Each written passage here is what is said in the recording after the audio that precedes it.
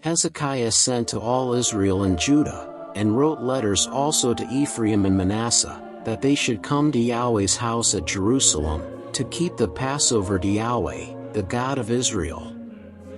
For the king had taken counsel with his princes and all the assembly in Jerusalem to keep the Passover in the 2nd month. For they could not keep it at that time, because the priests had not sanctified themselves in sufficient number, and the people had not gathered themselves together to Jerusalem. The thing was right in the eyes of the king and of all the assembly. So they established a decree to make proclamation throughout all Israel, from Beersheba even to Dan, that they should come to keep the Passover to Yahweh, the God of Israel, at Jerusalem, for they had not kept it in great numbers in the way it is written.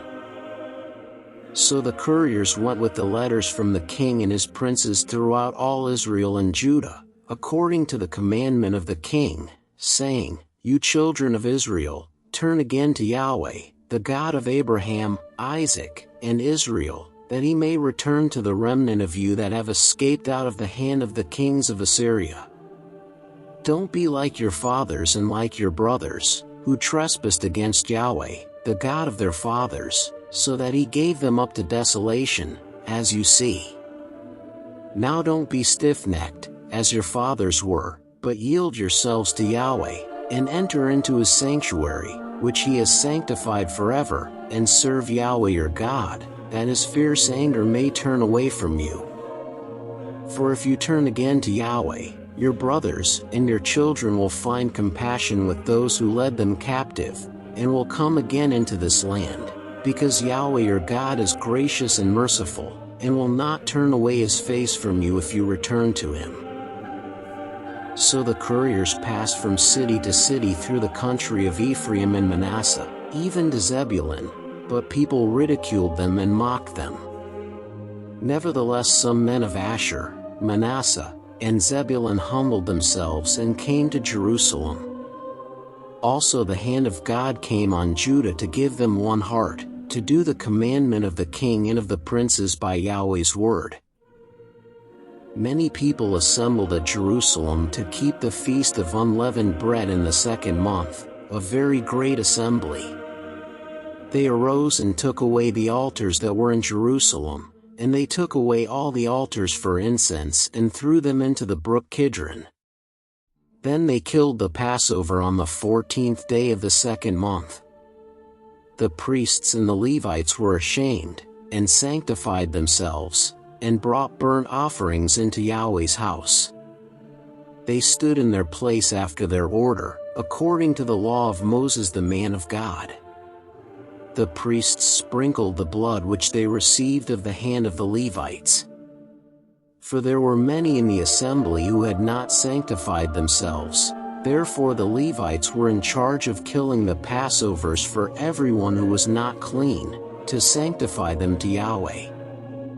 For a multitude of the people, even many of Ephraim, Manasseh, Issachar, and Zebulun, had not cleansed themselves, yet they ate the Passover other than the way it is written. For Hezekiah had prayed for them, saying, May the good Yahweh pardon everyone who sets his heart to seek God, Yahweh, the God of his fathers, even if they aren't clean according to the purification of the sanctuary. Yahweh listened to Hezekiah, and healed the people. The children of Israel who were present at Jerusalem kept the feast of unleavened bread 7 days with great gladness. The Levites and the priests praised Yahweh day by day, singing with loud instruments to Yahweh. Hezekiah spoke encouragingly to all the Levites who had good understanding in the service of Yahweh. So they ate throughout the feast for the 7 days, offering sacrifices of peace offerings and making confession to Yahweh, the God of their fathers. The whole assembly took counsel to keep another 7 days, and they kept another 7 days with gladness.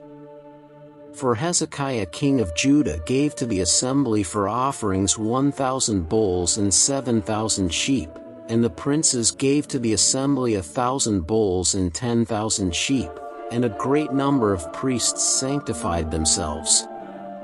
All the assembly of Judah, with the priests and the Levites, and all the assembly who came out of Israel, and the foreigners who came out of the land of Israel and who lived in Judah, rejoiced. So there was great joy in Jerusalem, for since the time of Solomon the son of David king of Israel there was nothing like this in Jerusalem. Then the Levitical priests arose and blessed the people. Their voice was heard, and their prayer came up to his holy habitation, even to heaven.